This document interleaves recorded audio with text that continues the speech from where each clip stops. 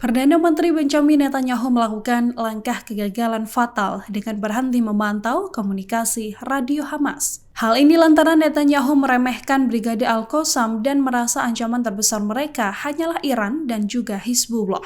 Dari laporan The New York Times, intelijen Israel berhenti memantau komunikasi radio Hamas karena berpikir hanya buang-buang waktu. Bahkan, kala Netanyahu mengetahui ada pergerakan yang dilakukan Hamas sekalipun, pasukan intelijen Zionis tetap bergeming. Pejabat Israel kerap kali hanya menganggap pergerakan dari Hamas adalah latihan di malam hari. Naas, keesokan harinya, tepat mengawali 7 Oktober, Hamas melakukan serangkaian serangan besar-besaran di Israel yang memakan korban jiwa lebih dari 1.400 orang. Kelompok militan juga menculik 239 orang dan membawa mereka melintasi perbatasan Gaza menurut pihak berwenang Israel. Serangan itu yang kini menjadi momok besar bagi Israel yang tak lagi bisa meremehkan kekuatan Hamas.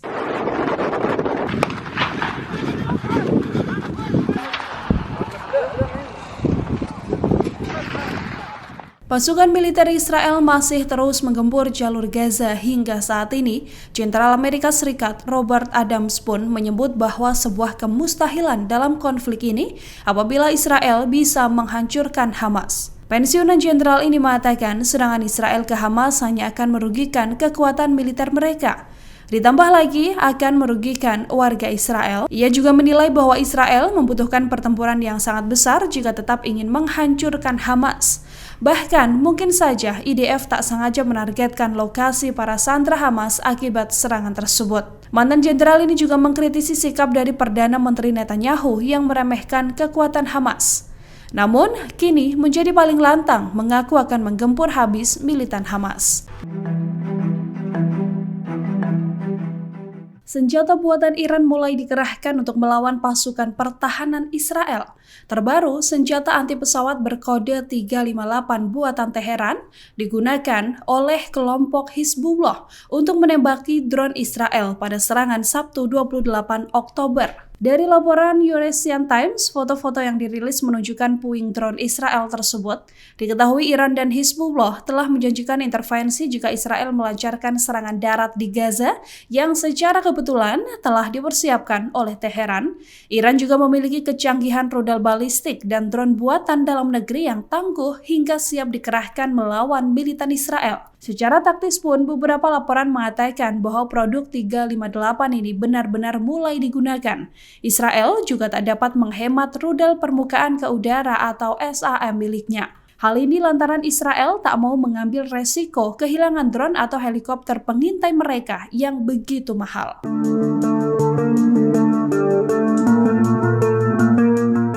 Sejak konflik bermula, terowongan bawah tanah Hamas terus menjadi fokus serangan Israel karena dianggap sebagai momok besar. Namun Iran kini memperingatkan agar Israel tak terus menggempur labirin bawah tanah Hamas karena akan membuat pasukan Zionis terjebak. Pejabat militer dan diplomat Iran mengatakan bahwa serangan ke terowongan bawah tanah Hamas hanya akan menggali kuburan untuk militan Israel sendiri. Pejabat Iran mengatakan Hamas menggali terowongan dari jalur Gaza dan keluar dari balik tembok besi di bagian terluas Gaza. Peringatan ini buntut niat Israel untuk melakukan invasi darat besar-besaran. Para pejabat Iran bukan satu-satunya yang memperingatkan Tel Aviv tentang resiko invasi darat ke Gaza.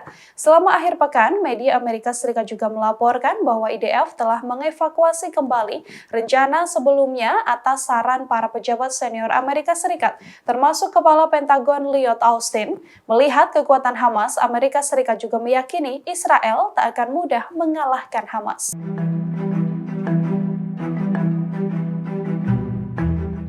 Kelompok militan Hamas dilaporkan menggunakan puing-puing besar hasil serangan Israel sebagai senjata baru dan perisai untuk melindungi infrastruktur mereka. Hal ini kemudian membuat militan Hamas semakin kuat dalam melindungi jalur Gaza. Fakta ini dipaparkan oleh seorang kolonel dan pakar politik militer Andrei Koskin pada Sputnik pada Senin 30 Oktober. Puing rudal atau roket yang dilancarkan Israel akan dimanfaatkan Hamas membuat cangkang untuk melindungi infrastruktur mereka yang saat ini tersembunyi di terowongan bawah tanah.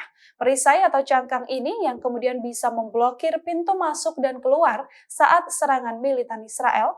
Tumpukan puing ini juga relatif andal dan sulit untuk ditembus. Dari laporan, terowongan tersebut terdiri terdiri dari 3 tingkat. Tingkat pertama mencakup jalur komunikasi yang memungkinkan pergerakan unit, pemindahan senjata, dan amunisi. Sementara tingkat kedua menampung bengkel-bengkel dan pabrik-pabrik pembuatan rudal Qassam.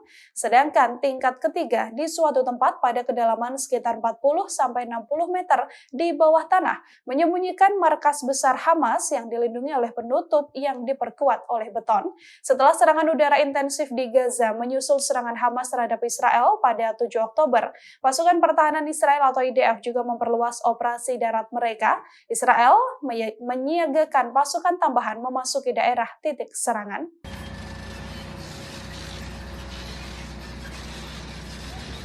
Pasukan militer Israel terus gagal dalam menghadapi militan Hamas di jalur Gaza. Bahkan pasukan Israel ini butuh waktu lebih dari 1 jam untuk masuk ke pinggiran kota Gaza pada Senin 30 Oktober kemarin.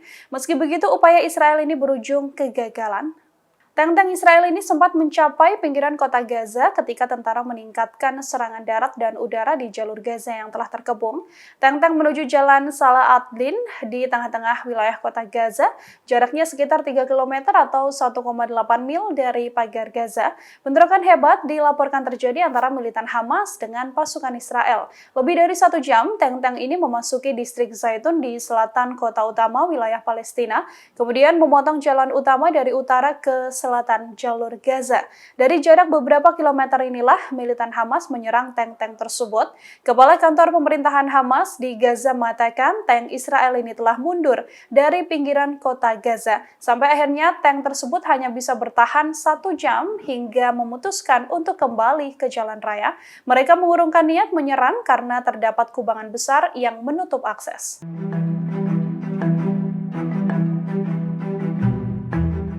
Pasukan Amerika Serikat menerima lebih dari 23 kali serangan sejak perang Israel dan Hamas pecah. Serangan tersebut dilakukan oleh musuh dengan roket dan juga drone sejak 17 Oktober hingga 30 Oktober 2023. Berdasarkan laporan, serangan tersebut 14 kali berasal dari Irak dan 9 kali berasal dari Suriah. Pejabat senior pertahanan Amerika menuturkan 10 serangan baru terjadi sangat intensif pada 24 Oktober kemarin. Jet tempur Amerika Serikat sendiri melancarkan serangan udara di 2 lokasi di Suriah Timur dengan Korps Garda Revolusi Islam atau IRGC Irak sejak konflik berlangsung. Serangan tersebut kemudian dibalas oleh Iran, hingga penasehat keamanan Amerika Serikat Jake Sullivan memperingatkan agar Iran tidak menyerang pasukan Amerika Serikat di tengah konflik Israel dan juga Hamas. Kondisi yang kian memanas ini juga masih ditambah dengan meningkatnya gerak pasukan darat untuk melakukan operasi darat berkepanjangan.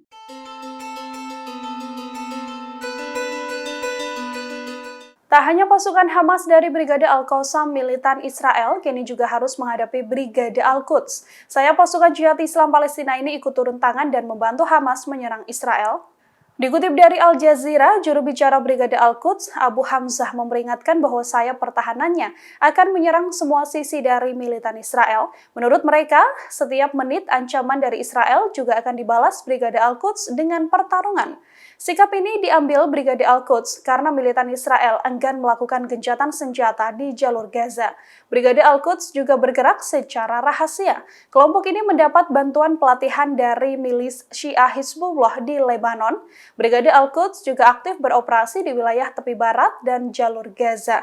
Brigade Al-Quds dilaporkan memiliki 8.000 anggota. Milisi ini juga disebut mendapatkan dana, pelatihan, dan senjata dari Iran untuk melawan Israel. Dalam beberapa tahun terakhir, Brigade Al-Quds mengembangkan persenjataan sendiri seperti yang dilakukan Brigade Izzuddin Al-Qassam.